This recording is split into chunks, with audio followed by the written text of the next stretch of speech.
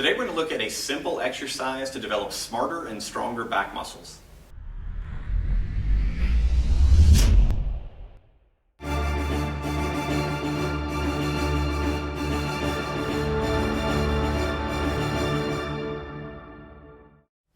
What we're going to take a look at today is what we call ACM in Z-Health, which is just a basic version of how to really learn to contract certain muscles.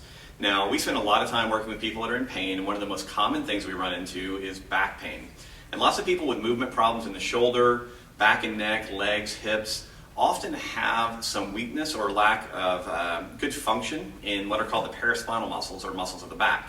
So today what I'm going to do is I'm going to show you a very specific exercise sequence that you can use to start to wake these muscles up. I want to go over a couple of things to be careful about first. Number one, the positions that we're going to be getting into, if you're doing them correctly, do require your head and neck to go into extension with a little bit of rotation. Now, that is usually very, very safe, but there are a few people that can have issues with that. So if you have any dizziness or any discomfort going into that particular neck position, I want you to leave that out. And you'll just basically do the exercise using your shoulder as if your shoulder is your head. All right, so make sure that you protect your neck. That's number one. Number two, whenever you start doing these exercises, because we're going to really be working on contracting muscles fairly hard, start slowly. If you've done some of our nerve glide work before, neuromechanic drills we call them, we always say go 3 out of 10 intensity in the beginning, and that also applies to any of the muscle drills that I'm going to teach you, because I want to make sure that you don't hurt yourself, number one. And number two, once you're feeling comfortable adding some tension, slowly ramp up the tension in the muscles as we work on them, as if you're turning on the faucet for water, because we don't want to create a lot of tension right away until your body's conditioned for that. So the muscles that we're going to be working, basically, like I said, are what are called the paraspinal muscles. These are big groups of muscles. There's different names to them, but they work as a big group, and they, in essence, attach from the base of your skull all the way down to the top of your sacrum, which is the top of your tailbone area, and what's called your ilium or hip. So whenever we do this exercise correctly, what you're going to feel is a lot of muscle tension build up from your low back all the way up one side of the body, up the back of your neck, all the way to the back of your head, if you are using your head in this particular exercise. If not, you're just going to feel it from the base of your neck down. Okay, so like I said, number one, protect your neck. So whenever we look at these muscles, they have a bunch of combination movements that they perform. And so what we want to do first is we want to lengthen the muscles. We're going to put them under a little stretch, and then we're going to reverse that, and we're going to go back and contract them. So for this exercise, I'm going to work on the right side of my body.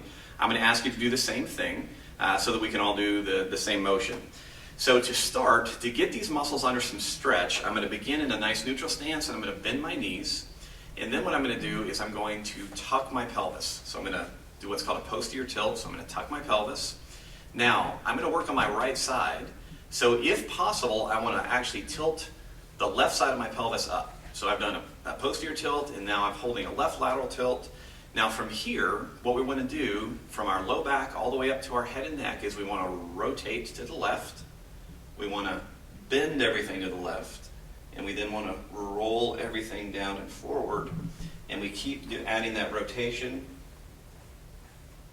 to the mix until we feel a nice stretch from, again, the base of the skull all the way down the side of the body. So it's fairly complicated. You have to hold a lot of different movements or do a lot of movements at once. But that's one of the reasons that a lot of people have issues with these muscles, because they only work them in one direction at a time. And these muscles are designed to help us do a lot of combination movements. So now that we've kind of opened that area up, what we're going to do now is we're going to contract it.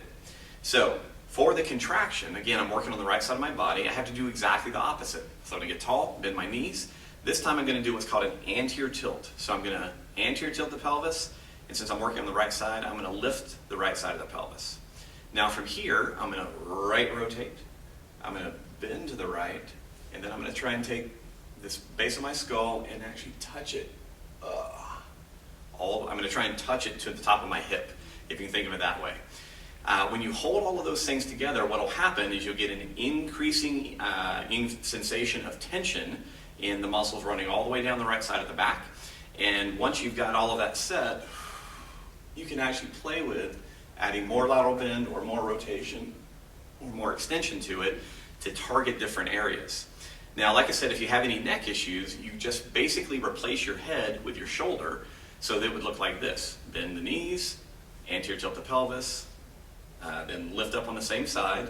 Now think about your shoulder. We're going to tilt to the right, rotate, and then try and touch your shoulder, the back of your shoulder, to your hip. And that will give you a really, really nice strong contraction. Again, starting with a level 3 and then gradually working your way up. I recommend that you do that on both sides, but in between, well, before you do either of these exercises, you should do some kind of assessment, checking your range of motion, maybe your forward bend, and then test each side individually to see if you respond better to one than the other. If you find that, hey, when I do this on the right side, my shoulder feels better, I get a little bit more flexible, then throughout the day, maybe 5 or 6 different times, spend 5 to 6 seconds just going through a couple of contractions for that particular area. If you respond well to both sides, then do both. This is a fantastic reminder to your back muscles about how they're supposed to work as a unit, and also all the different motions that are available to you.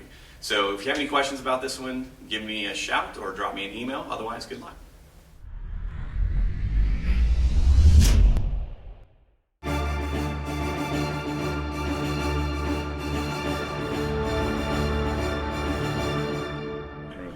All right.